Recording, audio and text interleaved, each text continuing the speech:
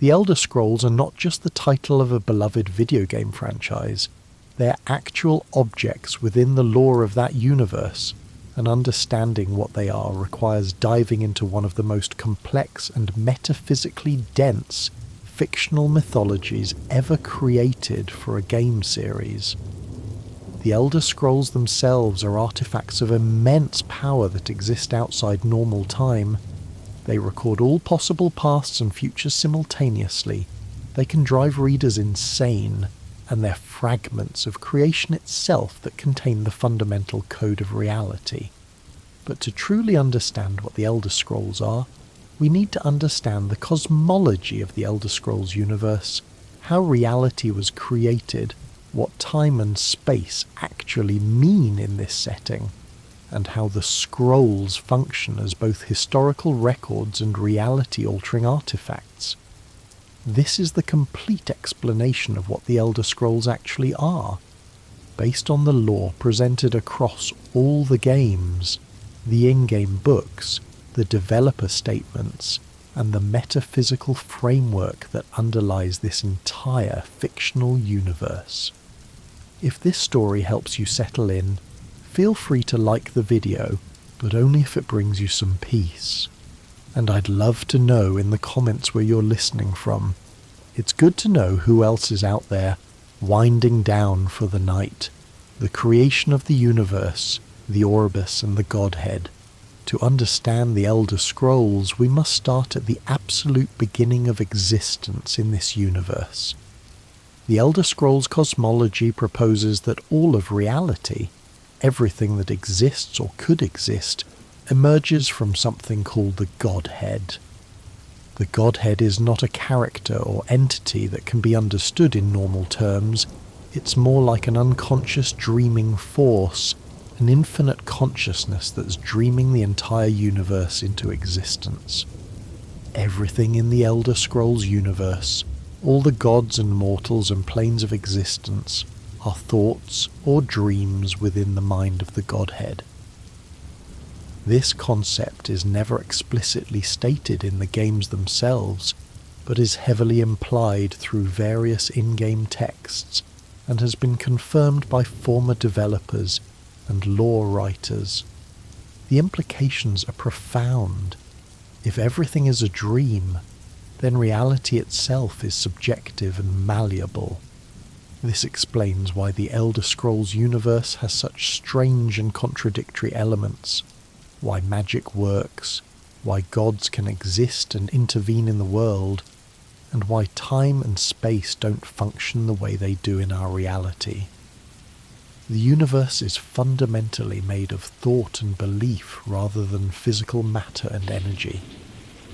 Within the Godhead's dream exists the Orbis, which is the name for all of existence, all planes and dimensions and realities combined. The Orbis contains everything: the mortal realm where the games take place, the various afterlives and divine planes, the realms of oblivion where the Daedric princes rule, and all possible versions of all these places. The Orbis is the totality of the Elder Scrolls universe, and the Elder Scrolls themselves exist at a fundamental level within the Orbis, recording and defining its structure. Before there was anything we would recognize as reality, there were primordial spirits or forces of possibility. These spirits existed in a state of pure potential, not yet differentiated into individuals or bound by concepts like time or identity. Some of these spirits began developing consciousness and identity, becoming the first beings that could be called entities rather than just forces. These proto-gods are divided into two main categories: the Anuic spirits associated with stasis, order and being, and the Padamaic spirits associated with change, chaos and becoming. Anu and Padome, the fundamental duality. The creation myth of the Elder Scrolls universe centers on two fundamental forces personified as Anu and Padome.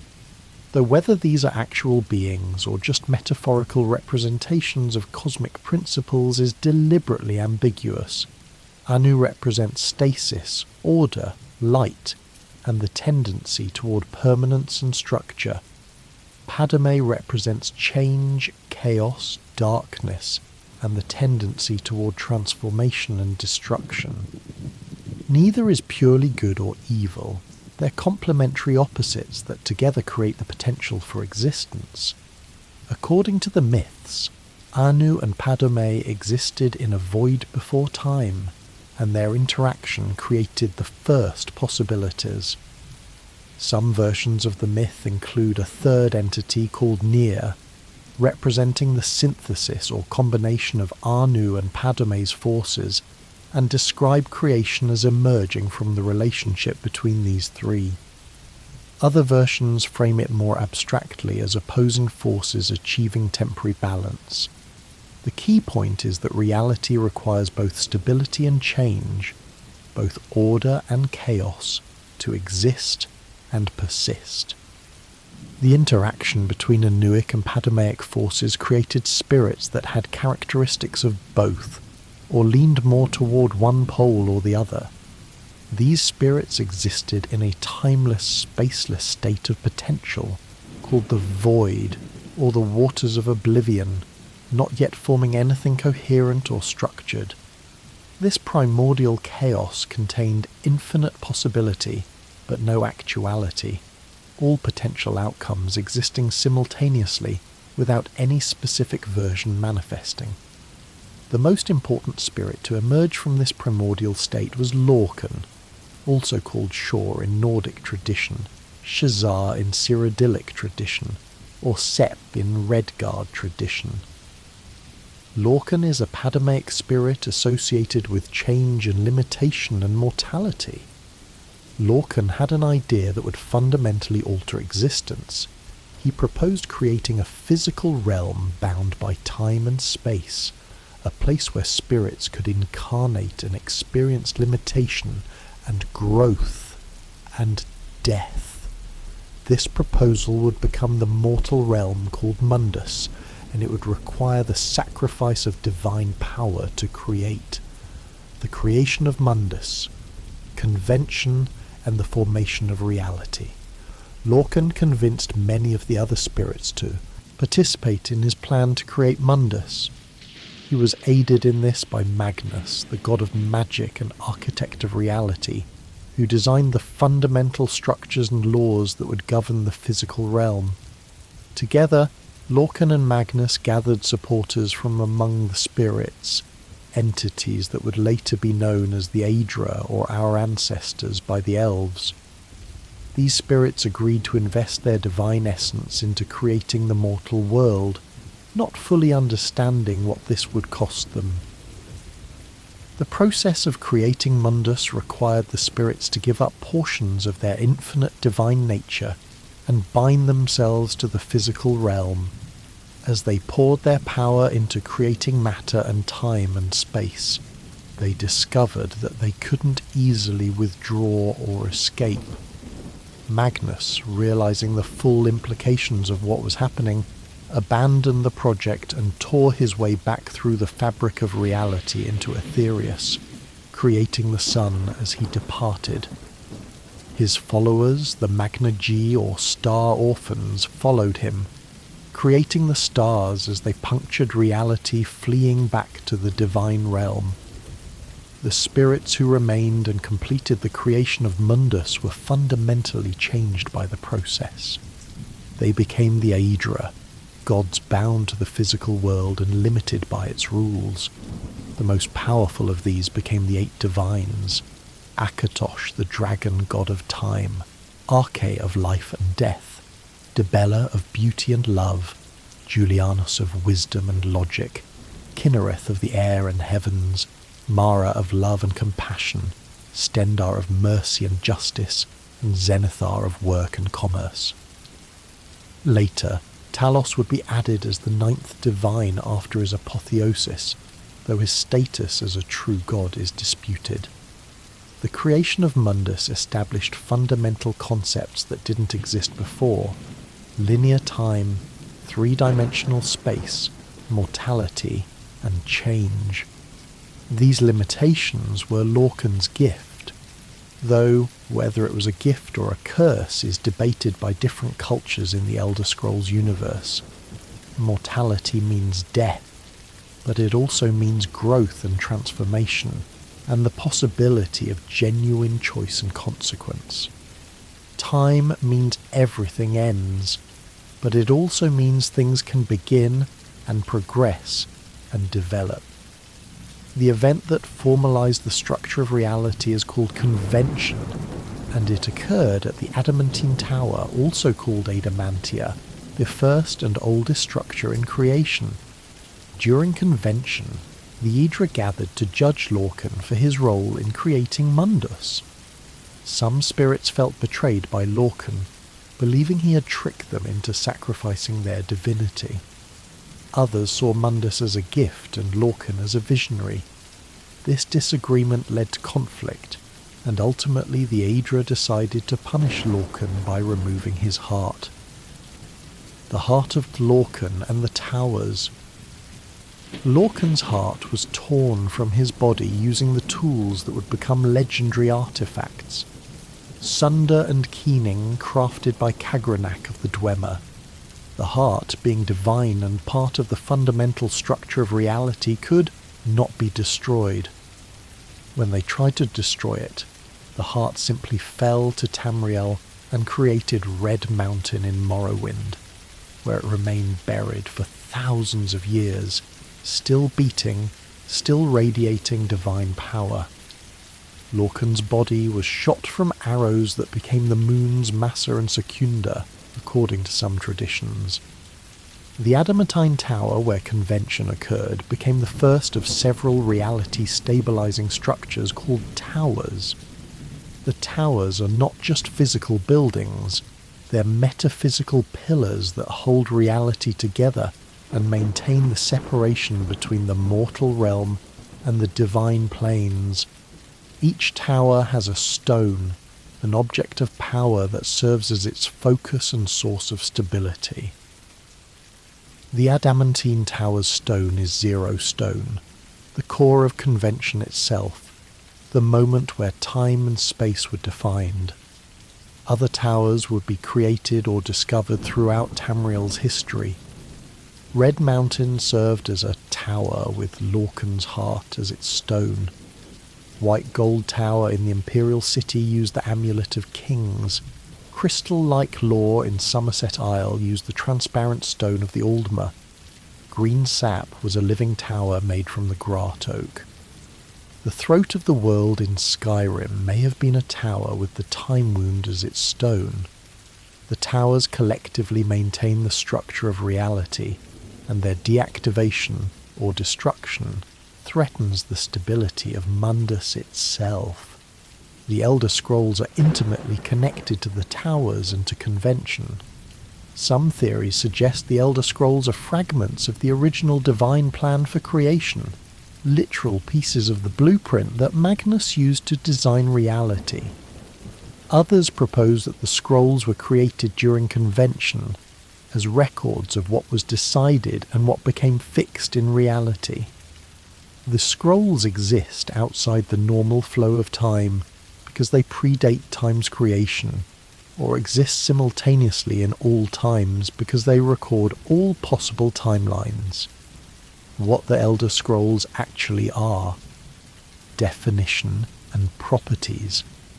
After understanding the cosmological background, we can finally address what the Elder Scrolls themselves actually are as objects and artifacts. The Elder Scrolls are physical scrolls that exist in the material world and can be found, read and studied, but they're simultaneously metaphysical constructs that transcend physicality. They appear as rolled parchment covered in ancient script, though the script changes when you look at it, constantly shifting and rewriting itself because the scrolls contain all possible versions of events rather than just one fixed narrative. The Elder Scrolls record everything that has happened, is happening, and will happen, but not in the sense of predicting one fixed future. Instead, They contain all possible pasts and futures simultaneously in a quantum superposition of probability. When someone reads an Elder Scroll, they're not reading a prediction. They're collapsing probability waves and determining which possibility becomes actual reality. The act of reading an Elder Scroll literally changes what it says and what it means, making interpretation both crucial and dangerous. Reading an Elder Scroll requires special training and preparation, because the information they contain is not meant for mortal minds. The scrolls show past and future simultaneously, show contradictory truths as equally valid, and present information in ways that defy linear causality. Untrained readers can be driven insane by trying to comprehend information that includes their own future deaths or contradictory versions of their own existence. Even trained readers called moth priests, who dedicate their lives to studying the scrolls, eventually go blind from the strain of processing information that mortal minds aren't designed to understand. The physical properties of the Elder Scrolls are themselves paradoxical. A scroll is simultaneously light and impossibly heavy, small and infinitely large, ancient and ageless. They resist being opened by anyone who isn't meant to read them in that moment, and they appear where they're needed through unclear mechanisms. The number of Elder Scrolls is uncertain. Some scholars claim there are thousands. Others say the number is meaningless because the scrolls exist outside normal counting.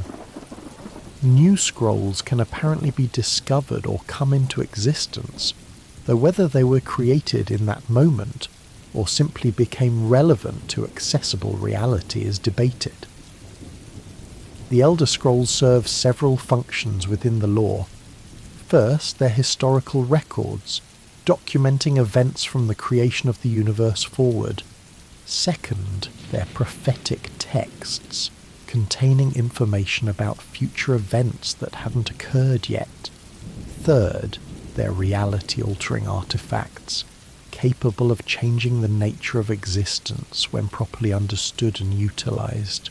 Fourth, they're fragments of creation itself, pieces of the original divine plan for reality that can be studied to understand the fundamental structure of the universe. The cult of the ancestor moth. Reading the Elder Scrolls. Because the Elder Scrolls are so dangerous to read directly, a religious order called the Cult of the Ancestor Moth developed specialized techniques for interpreting them safely. The moth priests undergo years of training to prepare their minds for the experience of reading the scrolls. Part of their training involves communing with the ancestor moths, insects that carry the memories of previous moth priests and serve as a buffer between the reader and the scroll's full power. When a moth priest prepares to read an Elder Scroll, they perform rituals that attract swarms of ancestor moths. The moths land on the scroll and on the reader, creating a living connection between past and present. The moths filter the information from the scroll, making it slightly less overwhelming and providing context from the accumulated knowledge of all previous readers. Even with this protection, reading Elder Scrolls takes a toll, and all moth priests eventually go blind from the strain, their eyes burned out by visions of all possible timelines. The blindness that comes from reading Elder Scrolls is not considered a curse by the moth priests, but rather a natural consequence of perceiving too much reality at once. The priests prepare for this fate their entire lives, accepting that their service will cost them their sight, but believing the knowledge gained is worth the sacrifice. Blind moth priests are revered as living libraries, having internalized fragments of the scroll's knowledge that they can share with others without forcing those others to read the scrolls directly. The location where moth priests study and store Elder Scrolls is called the Imperial Library in the White Gold Tower. Though Elder Scrolls have been found in various locations throughout Tamriel, the library contains vast archives of scrolls and the accumulated notes and interpretations of centuries of moth priests. However, the scrolls themselves seem to have agency, or at least tendency to appear where they're needed, meaning a scroll might be in the library one day and discovered in a remote cave the next, having somehow transported itself to where someone needs to read it. The Elder Scrolls in history, major appearances and uses. Throughout Tamriel's documented history, Elder Scrolls have appeared at crucial moments, often enabling heroes or villains to accomplish world-changing feats. These appearances demonstrate the scroll's properties and show how they function in practice rather than just in theory. In the Elder Scrolls 4, Oblivion, an Elder Scroll doesn't play a major role in the main plot, but the opening cinematic narrated by the Emperor Uriel Septimus VII includes the line, "They have taken you from the Imperial City's prison, first by carriage and now by boat, to the east to Morrowind." This line references the Nerevarine, protagonist of Morrowind, and suggests Uriel has been reading Elder Scrolls and seeing visions of multiple possible heroes and timelines. The uncertainty about which prophecy will manifest and which hero will succeed demonstrates how the scrolls contain multiple valid futures simultaneously. In the Elder Scrolls V, Skyrim, Elder Scrolls play a central role in the main questline. The player must obtain an Elder Scroll, Dragon, to learn the Dragonren shout, which is needed to defeat Alduin the World Eater. The scroll contains a memory of the past when the ancient Nords used Dragonren to temporarily defeat Alduin, but it also contains knowledge of the present and future. By reading the scroll at the throat of the world, the player collapses probability and pulls the past into the present, essentially time-travelling while remaining physically in the current timeline. The process of obtaining the Elder Scroll Dragon in Skyrim demonstrates several key properties. The player must become a temporary moth priest, attracting ancestor moths to read the scroll safely. The reading itself is depicted as overwhelming, with light and sound distorting and time seeming to flow in multiple directions simultaneously. After reading, the player gains the memory of the past but also suffers temporary vision problems, showing the strain of processing information from outside linear time. During the Dawnguard DLC for Skyrim, Elder Scrolls become even more prominent. The vampire lord Harkon seeks the tyranny of the sun prophecy contained in the Elder Scroll Sun, believing it will allow him to blot out the sun permanently. The player must gather the Elder Scroll Sun and the Elder Scroll Blood to understand the full prophecy. The revelation that the prophecy can be interpreted in multiple ways, and that the player's actions determine which interpretation becomes reality, demonstrates how the scrolls contain potential rather than fixed fate. The interpretation of the tyranny of the sun prophecy is particularly interesting because it shows how prophecies from Elder Scrolls work. The prophecy states that the blood of Cold Harbour's daughter will blind the eye of the dragon, which could mean multiple things. It could refer to corrupting Oriel's bow to create arrows that block the sun, or it could refer to Serana, a vampire daughter of Molag Bal, whose realm is Cold Harbour, purifying the bow instead. The prophecy contains both possibilities, and only the player's choices determine which becomes real. The time wound and the dragon break. When reality fractures. One of the most important appearances of Elder Scrolls in the lore involves the creation of the time wound at the throat of the world. When the ancient Nords defeated Alduin the first time using the Dragonren shout, they realised they couldn't truly kill him because he's a fundamental aspect of reality, the embodiment of the end of time. Instead, they used an Elder Scroll to banish Alduin forward through time, essentially postponing the apocalypse rather than preventing it. The use of the Elder Scroll to manipulate time created a wound in the temporal fabric of reality.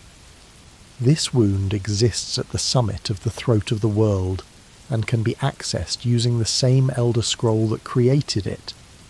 When the player reads the scroll at this location in Skyrim, they fall through the time wound and witness the past while physically remaining in the present.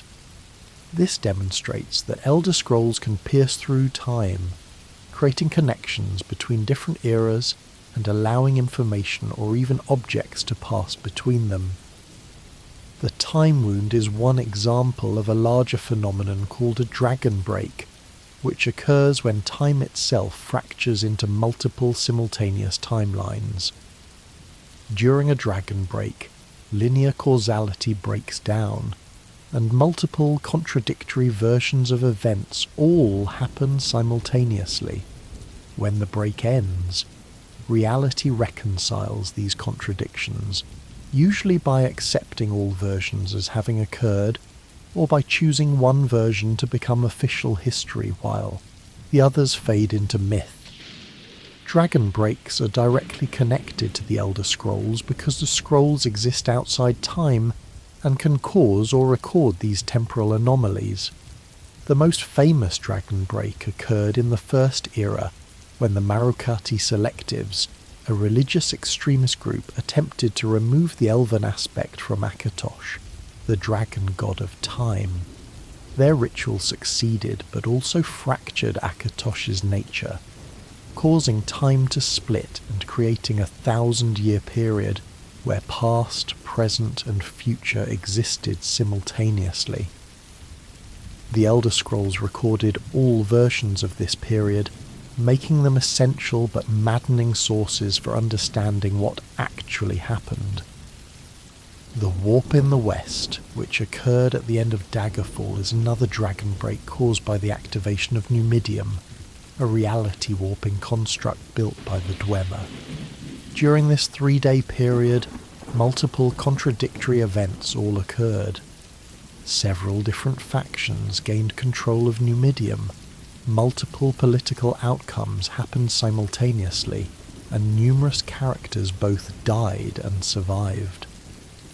The Elder Scrolls recorded all these outcomes as equally true, and when reality reasserted linear time, it incorporated elements from all the different timelines, creating a history that makes no logical sense, but is nonetheless what happened. The nature of prophecy, probability collapse, and self-fulfilling predictions. The prophetic function of Elder Scrolls is more complex than simple fortune-telling. The scrolls don't predict one fixed future. They describe multiple possible futures with varying degrees of probability. Some futures are more likely than others based on current conditions and the actions of key individuals, but nothing is truly predetermined until it happens. The act of reading and interpreting a prophecy actually affects which future becomes reality, making all prophecies somewhat self-fulfilling. This quantum mechanical approach to prophecy means that heroes prophesied in Elder Scrolls aren't destined to succeed. They're more likely to succeed than others, and their awareness of the prophecy influences their actions in ways that increase their success probability. The Nerevarine prophecies from Morrowind are good examples. Multiple people could potentially be the Nerevarine. Multiple paths to fulfilling the prophecy exist, and the player's actions determine whether they actually become the prophesied hero, or just someone who happened to fit some of the criteria. The concept of mantling is relevant here, which is when someone becomes so similar to a mythic figure or divine being that reality can't distinguish between them, and they essentially become that figure. This is related to how prophecies work, because by acting like the prophesied hero, by fulfilling the conditions described in the Elder Scrolls, someone can mantle the role of the hero and make the prophecy true through their actions. The scrolls describe potential mantlings, and reading them reveals what actions are necessary to complete the transformation.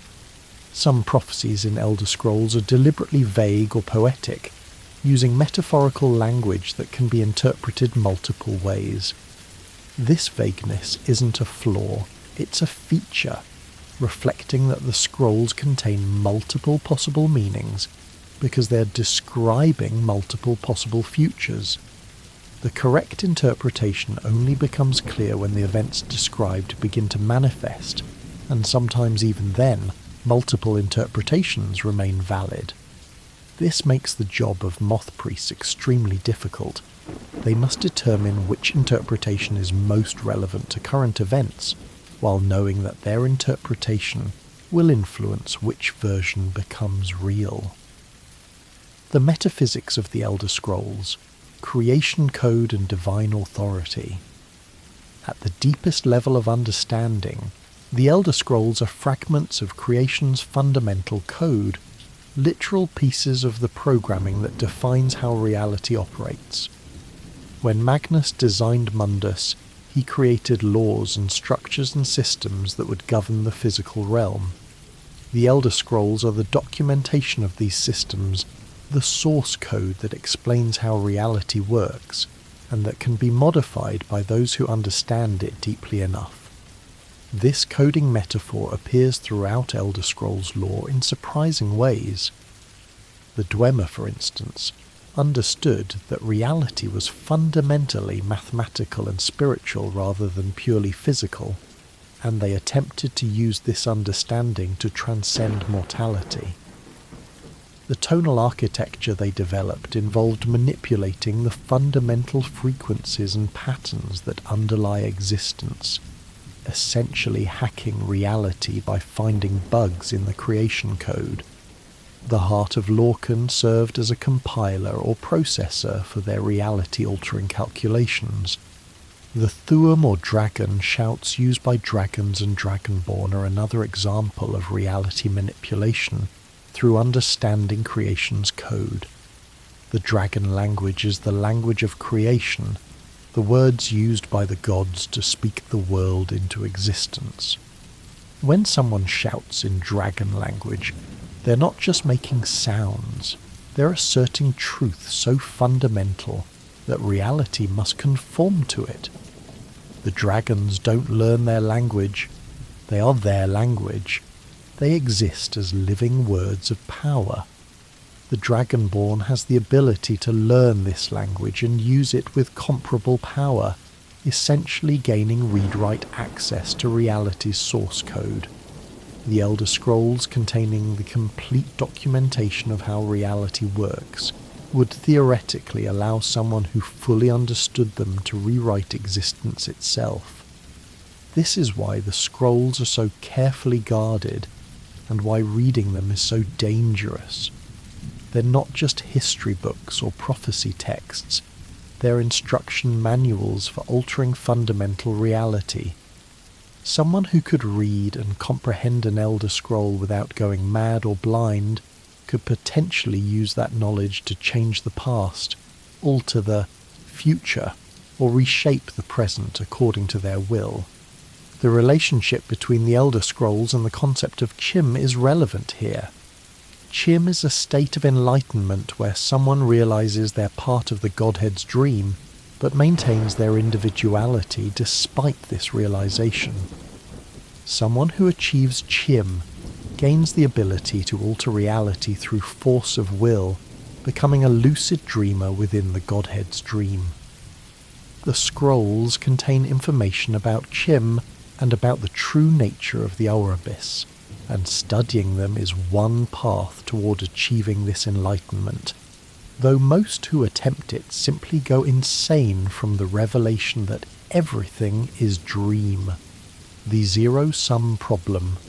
Why most seekers of ultimate truth fail. The greatest danger in studying Elder Scrolls beyond blindness or madness is something called zero-summing. This occurs when someone learns the full truth about reality. They are part of a dream. They have no independent existence outside the Godhead's imagination, and upon realizing this, they cease to exist. The realization that I am not real becomes true, and the person blinks out of existence entirely, erased from reality retroactively as if they never existed.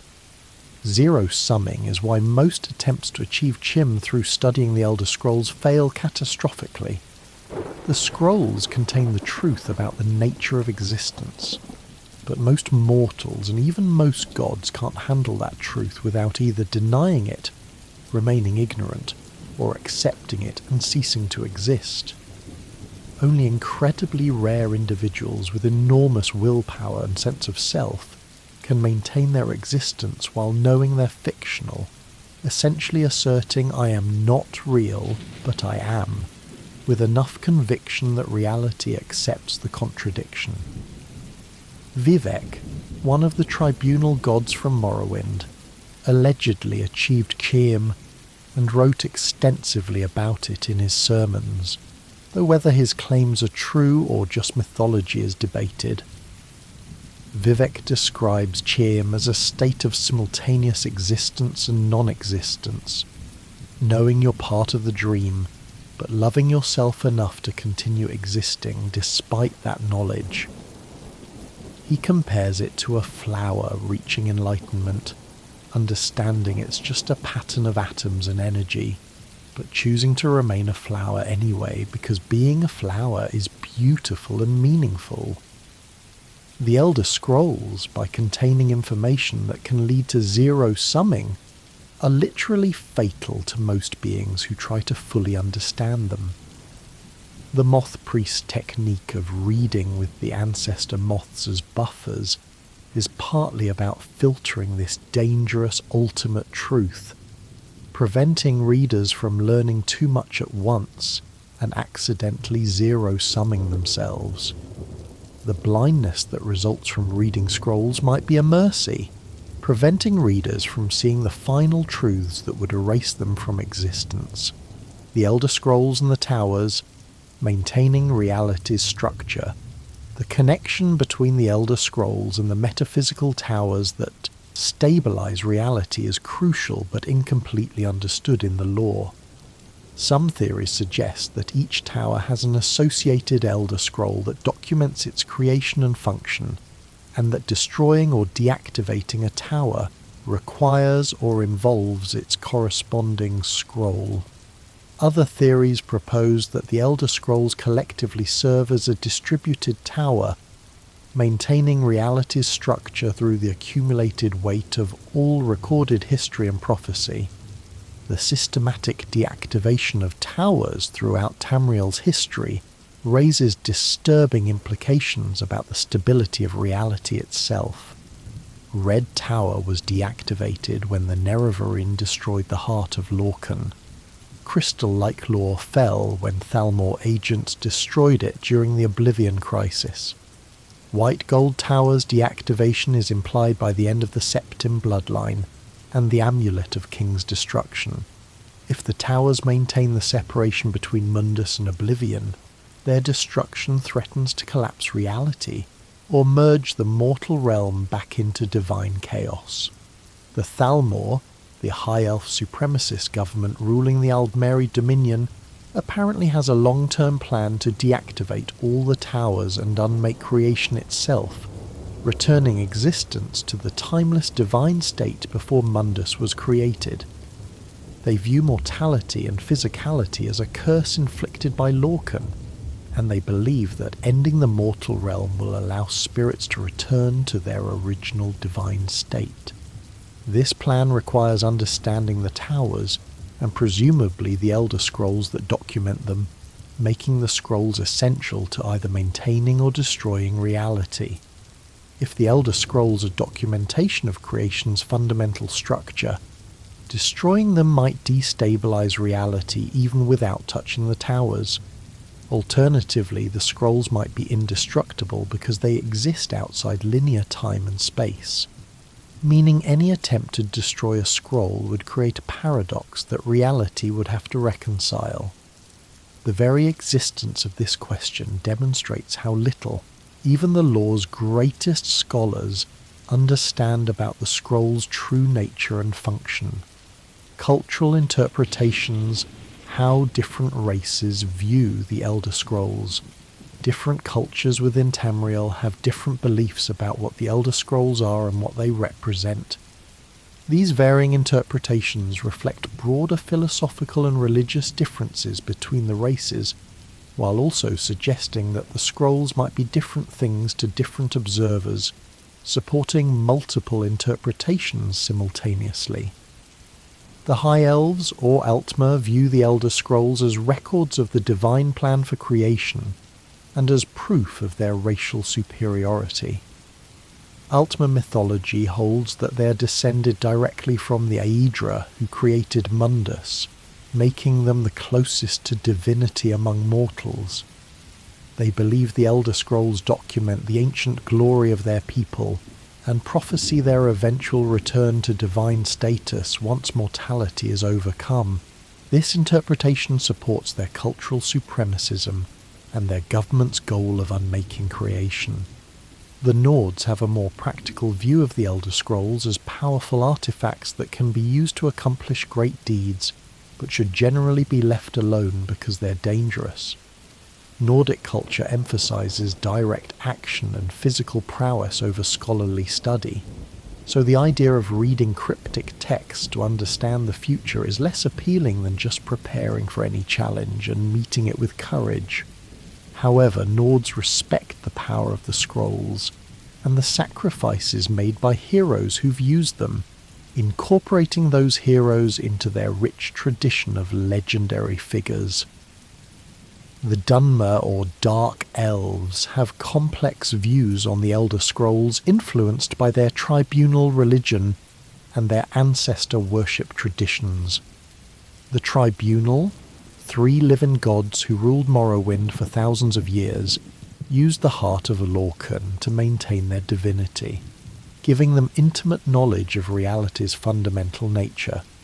Vivek in particular wrote about metaphysical topics, including the Elder Scrolls, presenting them as both dangers and opportunities for those seeking enlightenment.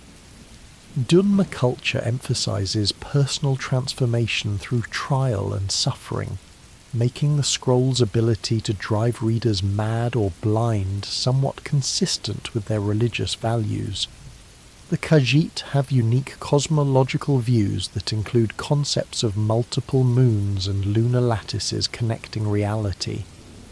Khajiiti myth includes references to what might be Elder Scrolls, describing them as records carved into the walls of reality by the first cat who climbed to the top of existence and documented what was above.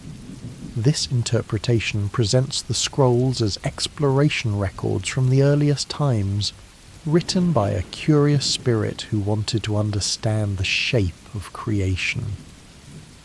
The Argonians receive guidance from the Hist, ancient sentient trees with mysterious powers and knowledge. The Hist appear to have their own understanding of deep time and possible futures, possibly derived from the same sources as the Elder Scrolls, or from parallel methods of perceiving non-linear time. Argonian seers can enter altered states where they perceive multiple timelines, and their descriptions of these visions match what Moth priests describe when reading Elder Scrolls, suggesting the Hist and the Scrolls access similar information through different mechanisms. The limits of knowledge. What we don't know about the Elder Scrolls. Despite all the lore and speculation, fundamental questions about the Elder Scrolls remain unanswered, and these gaps in understanding are themselves significant. The deliberately incomplete and contradictory nature of Elder Scrolls lore means some questions might not have definitive answers, because multiple answers are simultaneously valid. We don't know who created the Elder Scrolls, or whether they were created at all versus always having existed.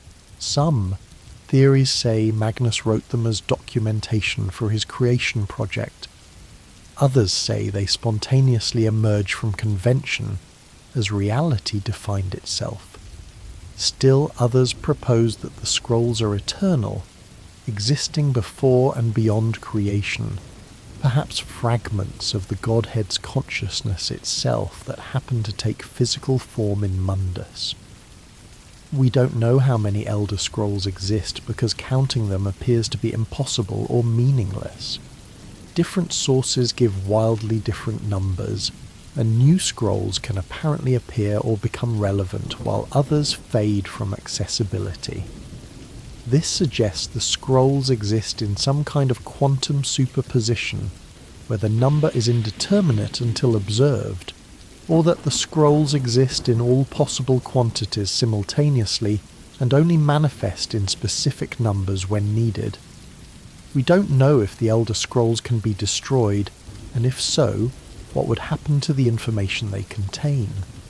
If a scroll records a specific prophecy or historical event, does destroying the scroll erase that event from having happened or from being able to happen? Does the scroll exist in multiple timelines simultaneously, making it impossible to destroy in all timelines at once? Or are the scrolls indestructible by definition, because they exist outside the timeline where destruction occurs? We don't know the full relationship between reading Elder Scrolls and changing reality. Does reading a scroll merely reveal what will happen, or does it cause certain futures to become more likely, or certain pasts to become what actually happened? If multiple people read the same scroll, do they see the same information or different possibilities based on their individual perspectives?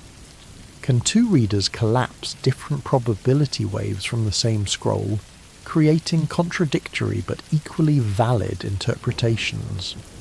We don't know if the Elder Scrolls have consciousness or agency. They appear where they're needed through unclear mechanisms, they resist being opened by those who aren't meant to read them, and they seem to have purposes beyond just recording information.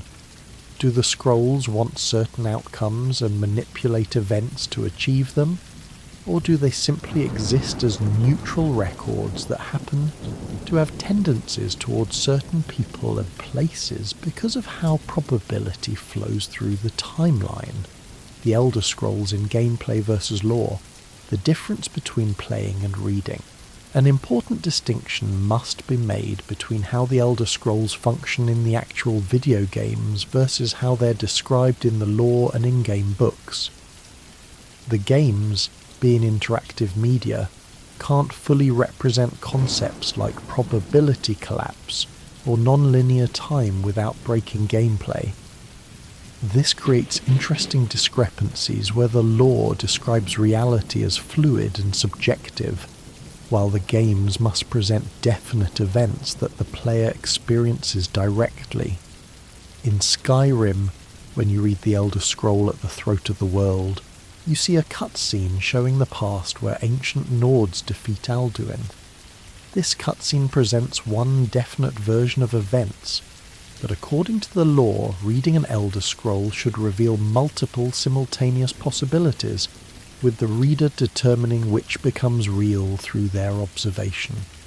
The game simplifies this to one vision for practical reasons, but the lore suggests you should be seeing multiple contradictory versions of the past simultaneously, and choosing which one to make actual through the act of witnessing it. The prophecies in the games are also more straightforward than what the lore suggests they should be. The Dragonborn prophecy in Skyrim is fairly clear. A Dragonborn will appear when Alduin returns. They'll learn Dragonrend, and they'll defeat Alduin. But according to how Elder Scrolls actually work in the deep lore, this prophecy should contain multiple possible Dragonborns, multiple methods of defeating Alduin, and multiple outcomes, including ones where Alduin wins.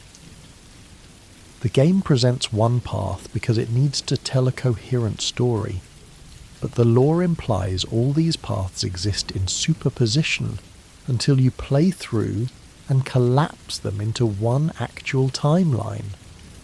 This discrepancy is actually addressed meta-textually through the concept of the player as prisoner. The protagonists of the main Elder Scrolls games are often prisoners at the start. The Nerevarine imprisoned in Morrowind, the champion of Cyrodiil imprisoned at the start of Oblivion, the last Dragonborn imprisoned at the start of Skyrim.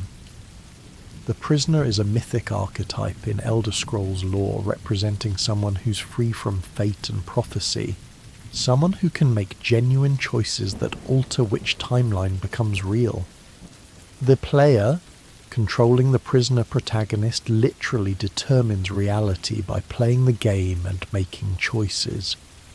When you decide to join the Stormcloaks or the Empire in Skyrim's Civil War, you're collapsing probability waves and determining which faction wins. Both outcomes exist in potential within the Elder Scrolls, and your playthrough determines which becomes actual history. Future games will reference your choices as what happened, making your gameplay into canonical lore, at least for your personal version of the timeline. This creates fascinating implications where every player's experience is simultaneously the true version of events. All possible playthroughs exist in superposition, and each player collapses different probabilities into their personal timeline. When future games reference past events, they either pick one version to be official, or describe events vaguely enough that multiple versions remain valid. This is why Elder Scrolls lore is so contradictory and has so many unreliable narrators. The universe itself supports multiple contradictory truths, because multiple timelines have been actualized by different players. The Moth Priest's perspective, first-hand accounts of reading several in-game books and NPC dialogues provide first-hand accounts from Moth Priests who've read Elder Scrolls, and these descriptions give us the most direct evidence about what the experience is actually like. These accounts consistently describe the reading process as overwhelming, disorienting, and transformative, fundamentally changing how the reader perceives time and causality. The preparation for reading an Elder Scroll is itself an elaborate ritual that can take weeks or months. Moth Priests must fast, meditate, and undergo spiritual purification to prepare their minds for the experience. They study ancient texts about previous readings, learning what to expect and how to maintain their sense of self when confronted with information that challenges the very foundations of their understanding. Many priests report that despite all this preparation, nothing truly readies them for the actual experience. The moment they open a scroll, all their training becomes secondary to the sheer overwhelming force of the information flooding into their consciousness. One Moth Priest describes opening an Elder Scroll and seeing not words but living images that move and shift constantly. The past and future appear simultaneously, layered over each other like transparent paintings stacked together. Events that haven't happened yet are as clear and real as events that occurred centuries ago. The reader exists in all times at once, witnessing their own birth and death and every moment between while simultaneously being anchored in the present moment of reading. Another account describes the sensation of becoming unmoored from linear time, experiencing moments out of sequence where the reader might witness tomorrow's breakfast before yesterday's dinner.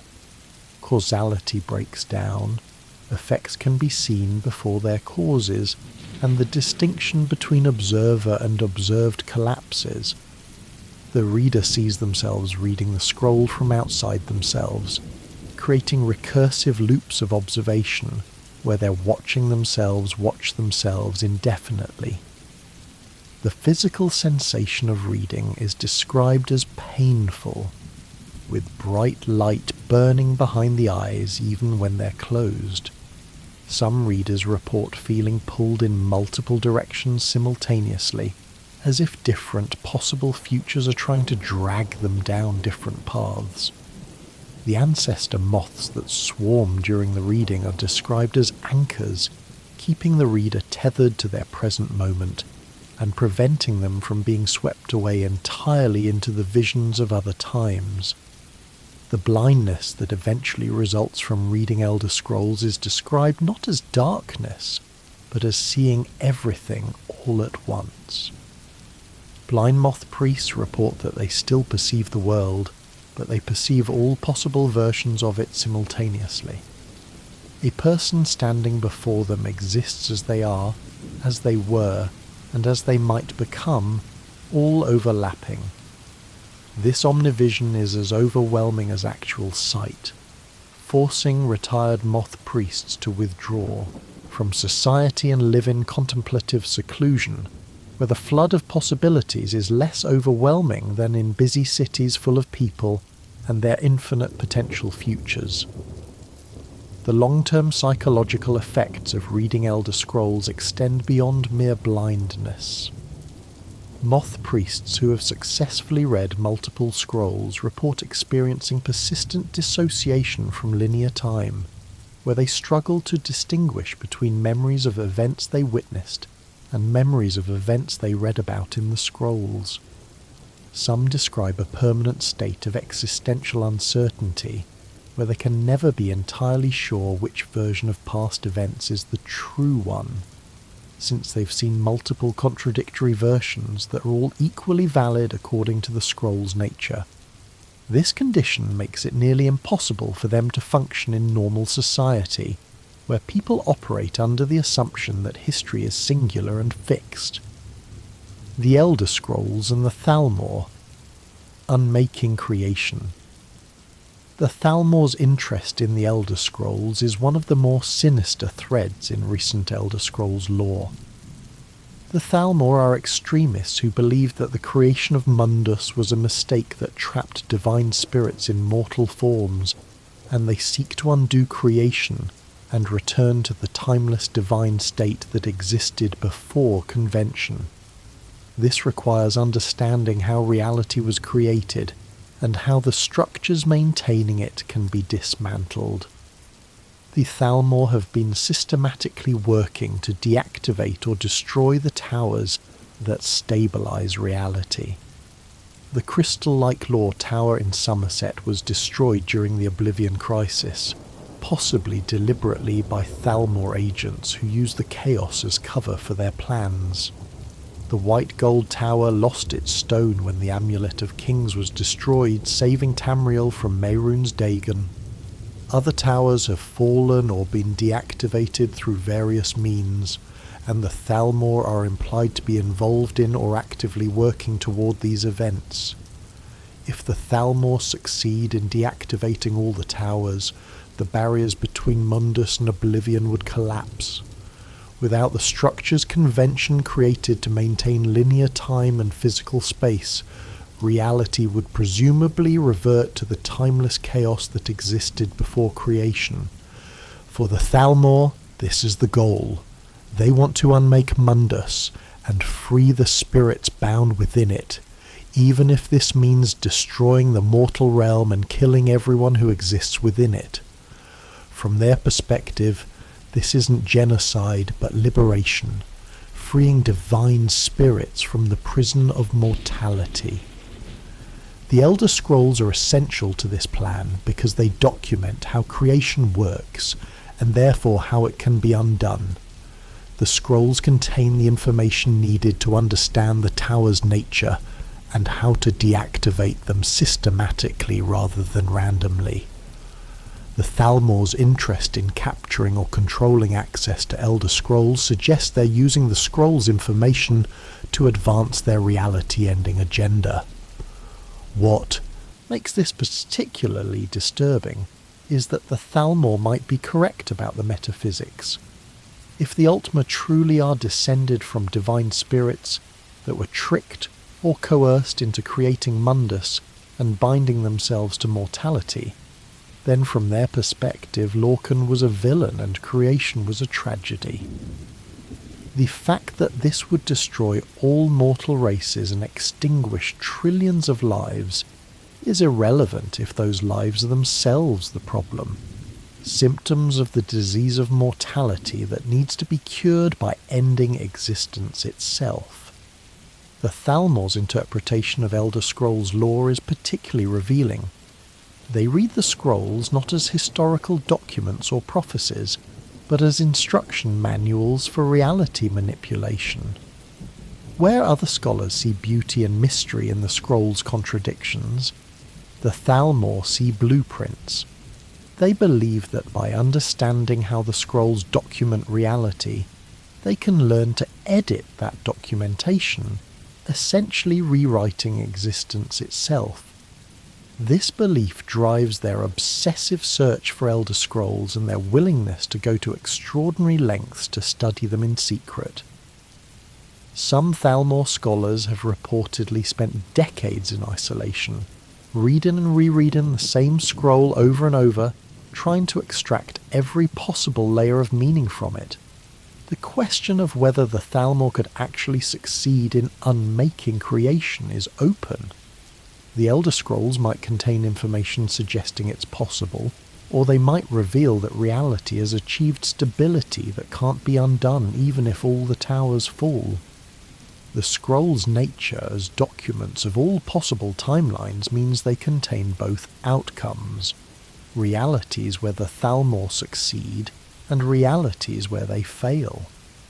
Which timeline becomes actual depends on the actions of heroes and villains throughout Tamriel, with the player as prisoner playing a crucial role in determining reality's fate. The implications of Thalmor's success would be catastrophic beyond comprehension. If they managed to unmake creation, not only would all mortal life cease to exist, but the very concept of existence itself would unravel. Time would stop flowing, space would cease to have meaning, and causality would become meaningless. The Thalmor believe this would result in a return to the divine state, but there's no guarantee that consciousness or identity would survive such a transformation. What they might achieve is not liberation, but absolute annihilation, the complete erasure of everything that has ever been or could be. The Dwemer and their lost knowledge, what they knew about reality. The Dwemer or Deep Elves disappeared in the First Era under mysterious circumstances, and their loss is significant because they had achieved understanding of reality's fundamental nature that surpassed any other mortal race. The Dwemer didn't believe in the gods in a conventional sense. Instead, they understood divinity as mathematical relationships and tonal frequencies that could be measured and manipulated. This scientific approach to metaphysics gave them insights that more religious cultures never achieved. The Dwemer discovered that reality operates according to principles similar to music, with fundamental frequencies and harmonies underlying existence. Their tonal architecture involved manipulating these frequencies to alter reality directly, essentially hacking creation by understanding its source code. The tools they created using this knowledge, including Keening, Sunda and Wraithguard, could affect divine essences and fundamental reality in ways normal magic couldn't. The Dwemer's ultimate project involved the heart of Lorcan, which they discovered beneath Red Mountain. Kagrenak, their chief engineer and tonal architect, developed a plan to use the heart's divine power to elevate all Dwemer to a higher plane of existence, transcending mortality and becoming a new form of divine consciousness. The exact details of this plan are lost, but it apparently involved using tonal architecture to tap into the heart's power and fundamentally alter the Dwemer's existence. When Kagrenak activated his tools and attempted the transcendence, all the Dwemer across Tamriel simultaneously vanished. They didn't die, they simply ceased to exist in the physical realm, leaving behind their cities and possessions but taking their consciousness and knowledge with them. The question of what happened to them remains one of Tamriel's greatest mysteries. Did they succeed and ascend to a higher plane? Did they fail and zero-sum themselves out of existence? Did they merge into a single consciousness or scatter across multiple dimensions? The Dwemer's understanding of tonal architecture suggests they had achieved a level of metaphysical knowledge that approached or possibly exceeded what the Elder Scrolls themselves contain. If the scrolls are the documentation of reality's source code, then the Dwemer had apparently learned to read and interpret that code without necessarily needing the scrolls themselves. This raises disturbing questions about what the Dwemer might have discovered through their independent research. Did they find something in the heart of Lorcan that the scrolls don't document? Did they uncover truths about the nature of existence that even the Elder Scrolls don't reveal? The loss of the Dwemer represents not just the loss of a civilization, but potentially the loss of knowledge that might have been crucial to understanding the deepest mysteries of reality. The relevance to Elder Scrolls is that the Dwemer likely studied them as part of their research into reality's nature. If the scrolls contain creation's source code, the Dwemer would have wanted to read and understand them.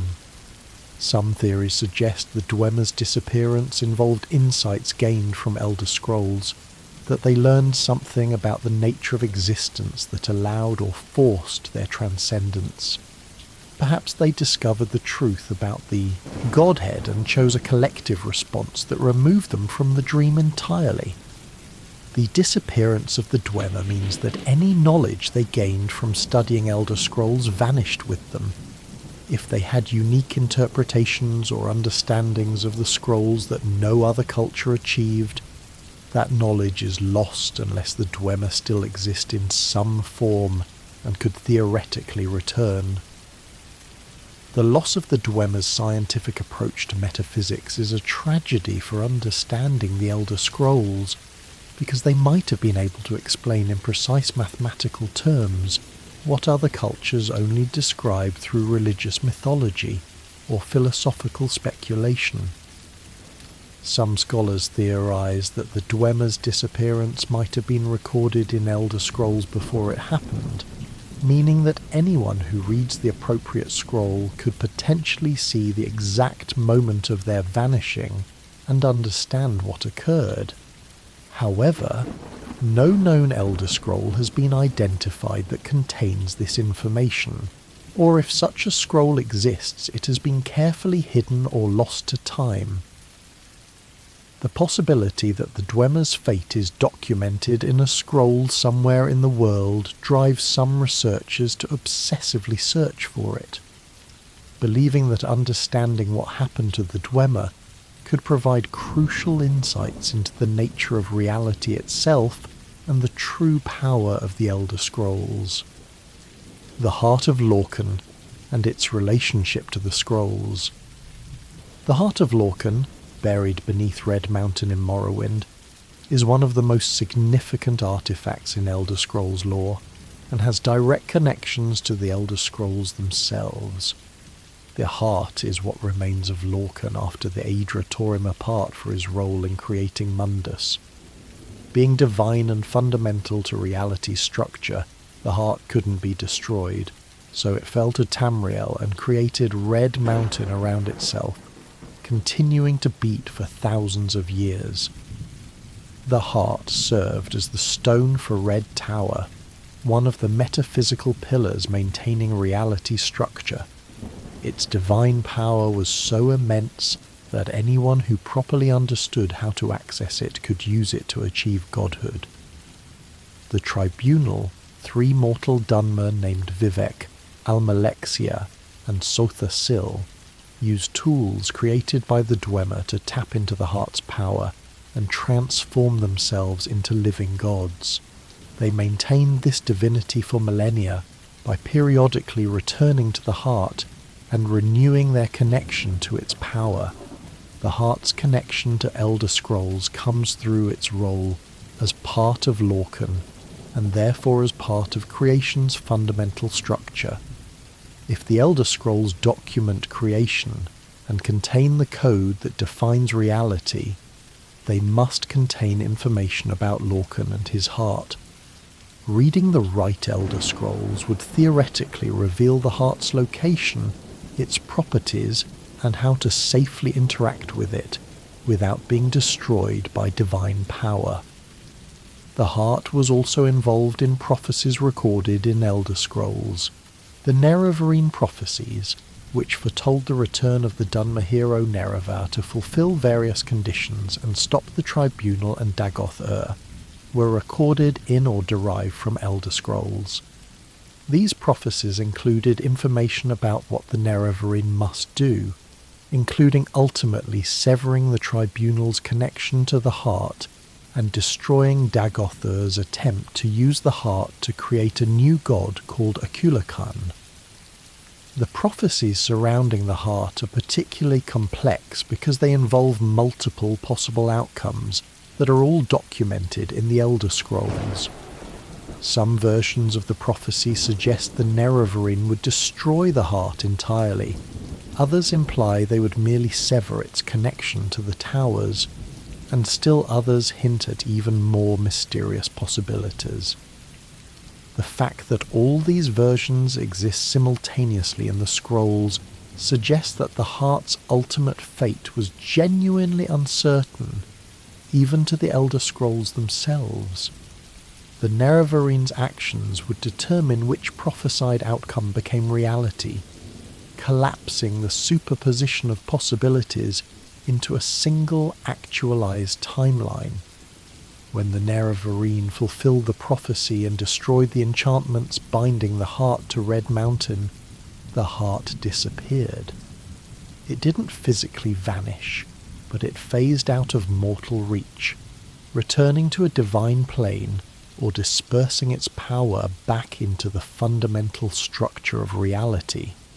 This deactivated Red Tower and removed one of the pillars supporting Mundus, contributing to the overall weakening of reality's stability that the Thalmor are exploiting in their plan to unmake creation. The Elder Scrolls that contained the Nerevarine prophecies necessarily contained information about the heart's fate, meaning someone could have read those scrolls before the events occurred and seen that the heart would be lost.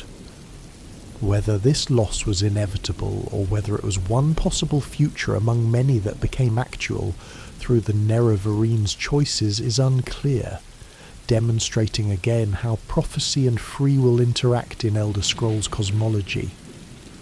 The nature of dragons and their connection to time and scrolls. Dragons in Elder Scrolls lore are not just powerful animals, they're fragments of the god Akatosh, pieces of time itself given form and consciousness. Dragons speak and think in the language of creation, and their very existence is bound to concepts of dominance, eternity, and the assertion of absolute truth. Understanding dragons is essential to understanding how Elder Scrolls function, because both dragons and scrolls exist in unusual relationships with time. Akatosh is the dragon god of time, the Aedric aspect that maintains linear causality and ensures moments flow from past to present to future. When the Aedra created Mundus, Akatosh's sacrifice gave the mortal realm its temporal structure. Dragons are pieces of Akatosh that developed individual consciousness, each one a fragment of time's flow with its own personality and agenda. This is why killing dragons doesn't permanently destroy them. Their essence returns to Akatosh and they can potentially reform if time itself continues to exist. The Dragonborn are mortals born with dragon souls, giving them the ability to permanently absorb other dragons' power and prevent their reformation. The Dragonborn can also speak the dragon language with the same reality-altering force that true dragons possess, using the Thuum to shout truth into existence.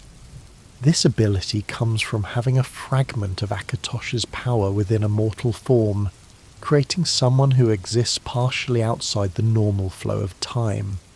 Alduin, the World Eater, is the firstborn of Akatosh and represents the end of time. Alduin's role is to eventually devour the current iteration of reality so a new cycle can begin, serving as the apocalypse and rebirth mechanism built into creation. Alduin isn't evil in a conventional sense. He's fulfilling his intended purpose, but his return in Skyrim is premature. He's trying to end the world before its proper time, either from ego or from corruption of his fundamental nature. The relationship between Alduin and the Elder Scrolls is particularly significant because Alduin represents a force that exists outside the normal flow of time. If the Elder Scrolls document all of time, then they must contain records of Alduin's eventual consumption of the world. This means that somewhere in the scrolls the end of the current world is already documented. Whether this end is inevitable or whether it can be prevented through the actions of heroes like the Dragonborn is a question that has profound implications for free will and determinism in the Elder Scrolls universe. Some scholars argue that if the end is already written in the scrolls, then it must happen. Others counter that the scrolls contain all possible futures, including ones where the world is saved, and that the Dragonborn's actions determine which future becomes real.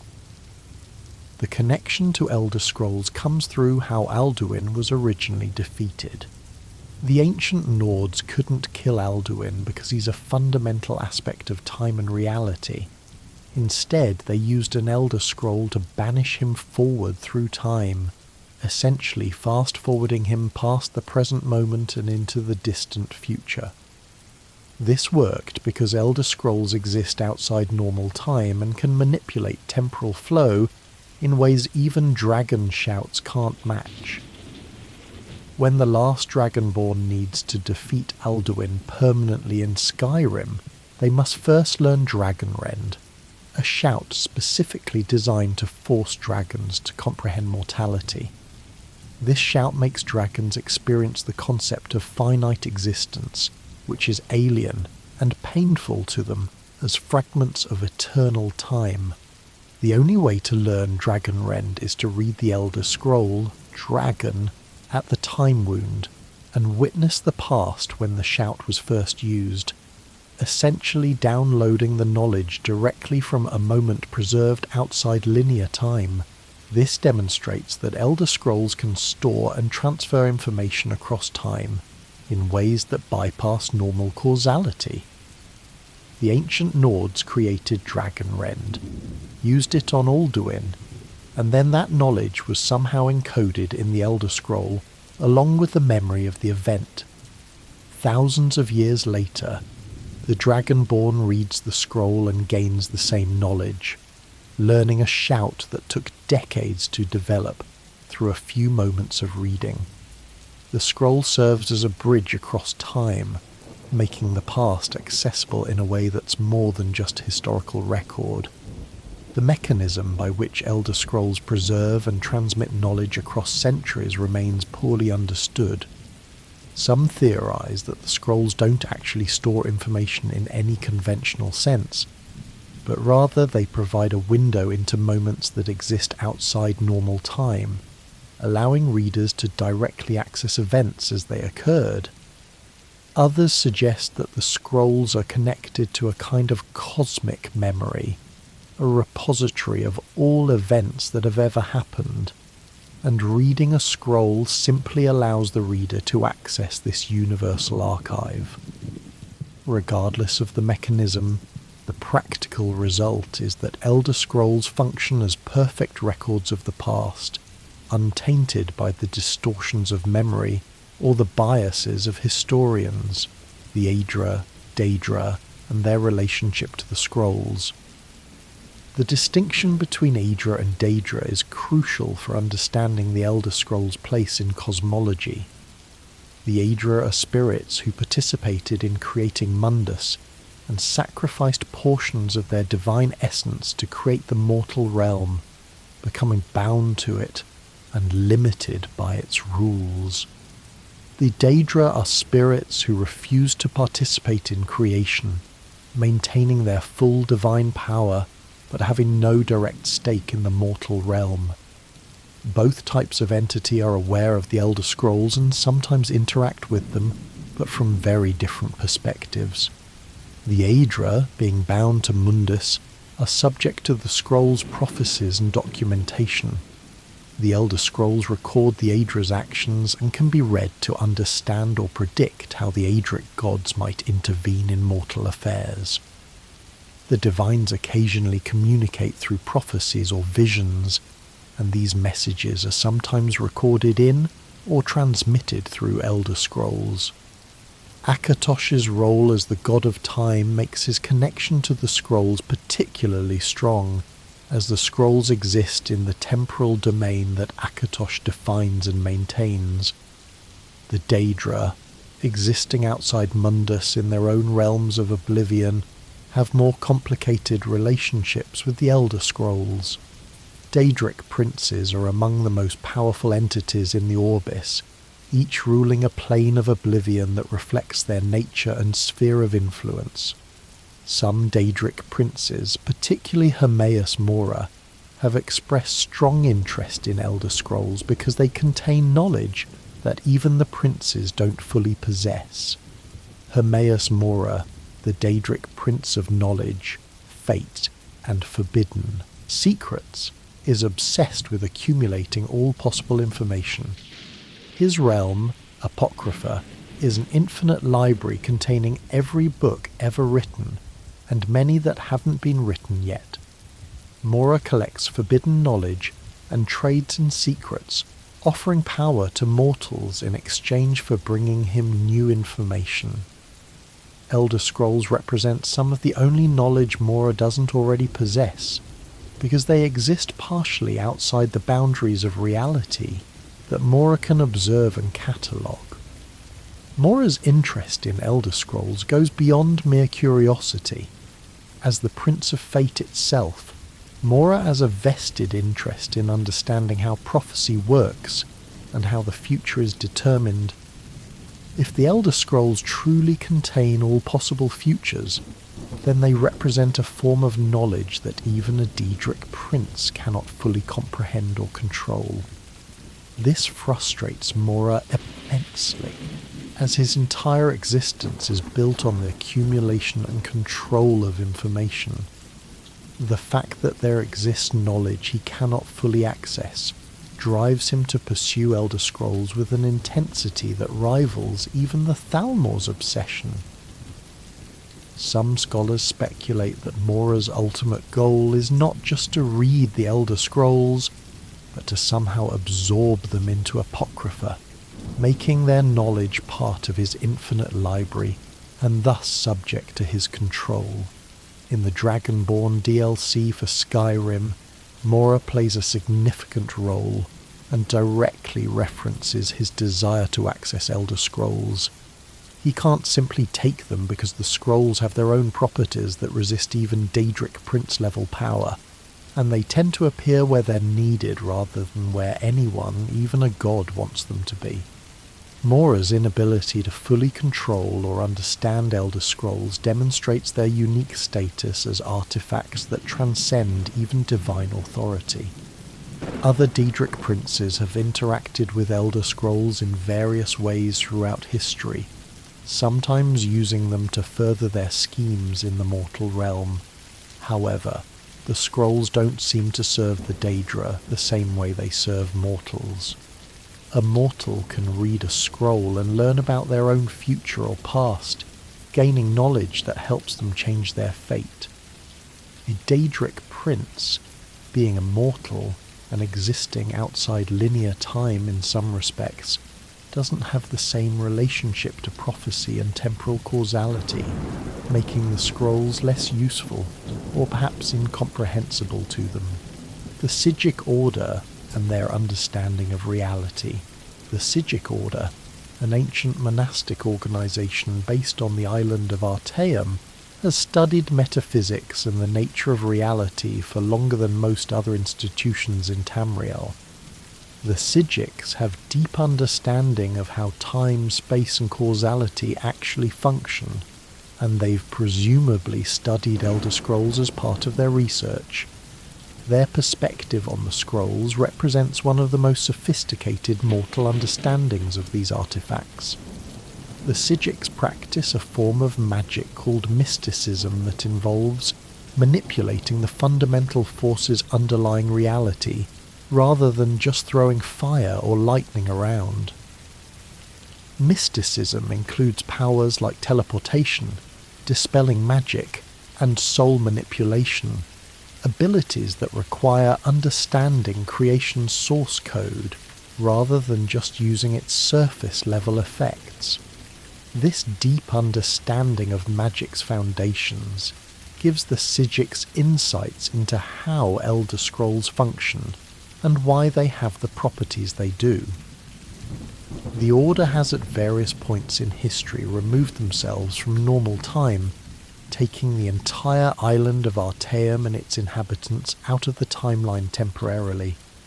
This suggests the Psijics have achieved abilities similar to what Elder Scrolls demonstrate, manipulating temporal flow and existing outside linear causality when necessary. Whether they learned these abilities from studying Elder Scrolls, or developed them independently, and thereby gained better understanding of what the scrolls are, is unclear. In the Elder Scrolls Online, the Psijic Order plays a significant role in storylines involving temporal manipulation and reality-threatening crises.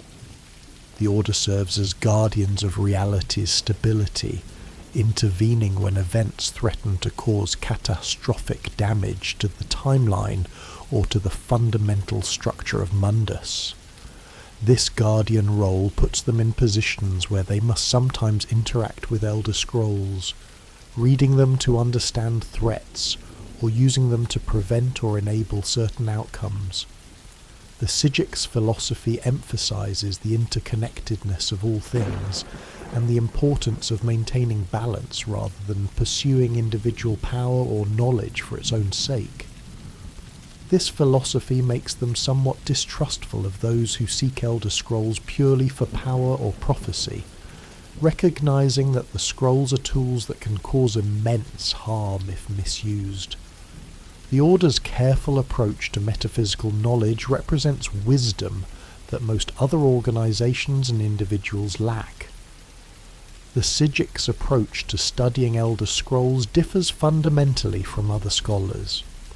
Rather than attempting to read the scrolls directly, they study the effects of reading, the patterns of prophecy, and the nature of temporal manipulation. They've developed techniques to observe the consequences of scroll reading without experiencing those consequences themselves.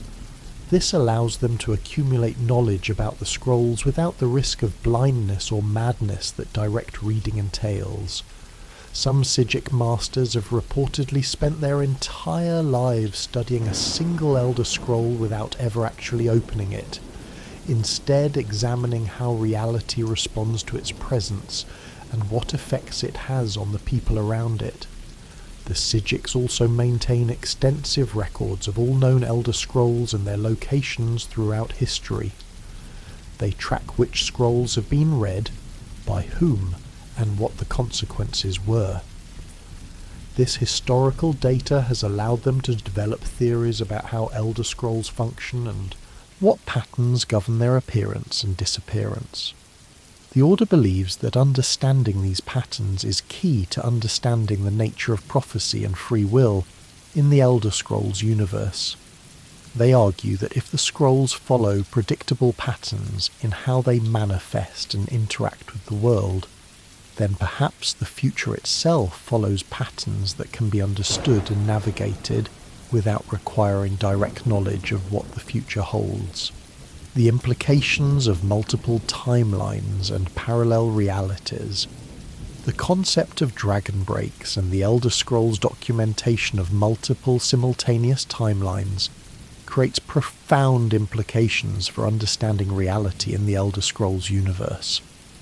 If multiple contradictory versions of events can all be true, if past and future can be rewritten or exist in superposition, then concepts like what really happened become meaningless, or at least much more complicated than in normal historical analysis.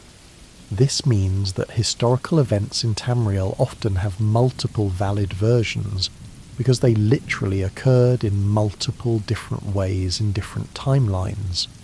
The reconciliation of these timelines after a dragon break doesn't erase the contradictions, it accepts them as all having happened simultaneously. Scholars trying to reconstruct history must deal with eyewitness accounts that contradict each other, not because someone is lying, but because different witnesses experience genuinely different timelines that all technically occurred. The Elder Scrolls record all these timelines, making them simultaneously the most comprehensive and the most confusing historical records possible.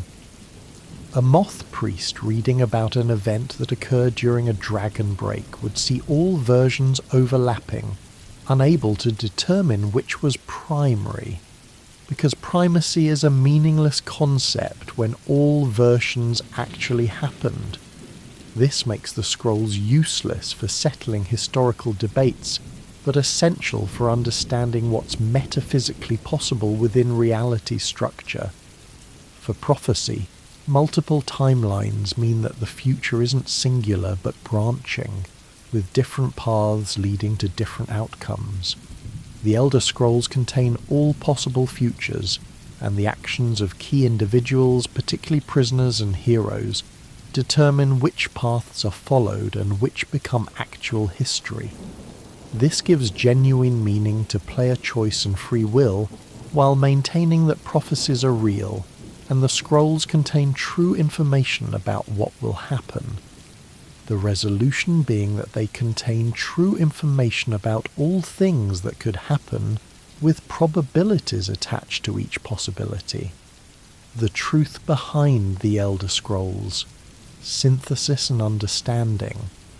After examining all the evidence, theories and implications, we can synthesize an understanding of what the Elder Scrolls actually are. They are fragments of creation itself, living documents that exist outside linear time and contain the source code of reality. The scrolls serve multiple functions simultaneously: historical records, prophetic texts, reality-altering artifacts, and pieces of the divine blueprint for existence. The Elder Scrolls record all possible versions of all events across all timelines, holding this information in superposition until observed by a reader who collapses the probabilities into specific outcomes through the act of reading. They're simultaneously history books documenting what happened, prophecy texts describing what will happen, and instruction manuals explaining how reality works and how it can be altered. The scrolls exist in all times at once because they were created during or before convention, when time itself was defined, giving them a unique relationship to temporality. Reading an Elder Scroll is dangerous because it exposes mortal minds to information they're not designed to process, multiple simultaneous timelines, contradictory truths that are all valid, and potentially the ultimate truth about reality being a dream. The blindness that results from reading scrolls is partly physiological damage from the intensity of the visions, and partly a metaphysical consequence of seeing too much of reality structure at once, overwhelming the observer's ability to distinguish between the dream and themselves. The scrolls serve creation by maintaining a record of what has been decided and what remains possible, essentially serving as reality's save file and option tree combined. They document convention, and the structure of reality established there, and they track all deviations and alternatives that branch from those initial conditions. Destroying a scroll might not be possible because it exists in all times simultaneously, and even if destroyed in one timeline, it would still exist in all the others, making its destruction paradoxical and self-defeating. The connection between the Elder Scrolls and the towers suggests they're part of the same system maintaining reality's stability. The towers provide structural support, holding Mundus separate from Oblivion and maintaining the boundaries between different planes. The scrolls provide informational integrity, ensuring reality remains coherent and that time flows consistently despite the various forces trying to alter or break causality. Together, towers and scrolls form the infrastructure of creation, the divine engineering that keeps the mortal realm functioning. The ultimate significance of the Elder Scrolls is that they prove reality in this universe is fundamentally information-based rather than matter-based. The universe runs on thoughts, beliefs, and narratives, with physical matter being a secondary expression of underlying spiritual and mathematical truths. The Elder Scrolls are the documentation of those truths, the literal source code of reality made physical enough that mortals can interact with it, though doing so risks their sanity and sight. This information-based nature of reality has profound implications for how we understand the Elder Scrolls themselves. If reality is fundamentally made of information, then the scrolls aren't just records of reality. They are reality in a more fundamental sense than the physical world itself. The mountains and cities and people of Tamriel are manifestations of the information contained in the Elder Scrolls. To read a scroll is not merely to learn about reality, but to directly access the underlying code that generates reality. This explains why reading a scroll is so dangerous and transformative. The reader is directly interfacing with the source code of existence, and their mind is not equipped to process such fundamental information without suffering damage. The scroll's existence also raises questions about the nature of the Godhead and the dream that is reality. If the scrolls contain the source code of reality, and if reality is the Godhead's dream, then the scrolls might be the Godhead's thoughts made manifest. They might be the literal mechanism by which the Godhead dreams the world into existence. This would mean that reading an Elder Scroll is, in a sense, reading the mind of God, experiencing the Godhead's thoughts directly. Such an experience would naturally be overwhelming and potentially shattering to a mortal mind. Conclusion: living in a universe. Documented by Elder Scrolls. The existence of the Elder Scrolls profoundly affects how inhabitants of Tamriel understand their reality and their place in it. Knowing that artifacts exist which contain all possible futures and pasts, that prophecy is real and history is malleable, changes how people approach choices and fate. The tension between predestination and free will is resolved not by choosing one over the other, but by accepting that both are simultaneously true. Prophecies accurately describe what will happen, and individuals still have genuine choice that determines which prophesied path becomes actual reality. For the people living in Tamriel, the Elder Scrolls represent both hope and horror. Hope because they prove that the future isn't fixed, that even dark prophecies can potentially be avoided or altered through right action and heroic choices. Horror because they reveal that reality itself is unstable, that time can break and cause multiple contradictory versions of events to occur, and that ultimate truth about existence might be too terrible for mortal minds to safely comprehend. The scholarly and religious communities built around studying Elder Scrolls, particularly the Moth priests, serve an essential function in mediating between the scrolls and common people. Most mortals will never read an Elder Scroll directly, instead relying on interpretations and summaries provided by those who've sacrificed their sight to gain understanding. This creates layers of mediation where the raw information from the scrolls is filtered and processed and made accessible to people who couldn't safely encounter it directly. The heroic individuals who successfully use Elder Scrolls to accomplish great deeds, like the last Dragonborn learning Dragonrend or the ancient Nords banishing Alduin, become legends that inspire others, but also serve as warnings. These heroes paid prices for their interactions with the scrolls, whether blindness or psychological trauma, or simply the burden of seeing futures they couldn't prevent. The question of whether such knowledge is worth the cost remains open, with different characters in the lore answering differently based on their values and experiences. Looking forward to potential future developments in Elder Scrolls lore, the scrolls themselves remain relevant because new prophecies can always be discovered and new interpretations of old prophecies can emerge. The systematic deactivation of towers and the Thalmor's plan to unmake creation ensure that the metaphysical stakes remain high, and that understanding what the Elder Scrolls contain about reality's future becomes increasingly important. The next protagonist, the next prisoner who will determine reality's direction, will likely need to consult Elder Scrolls to understand the threats they face and the choices available to them. The Elder Scrolls are ultimately one of the most sophisticated magical artifacts in any fictional universe, serving as more than just plot devices or MacGuffins, but as fundamental elements of how their reality functions.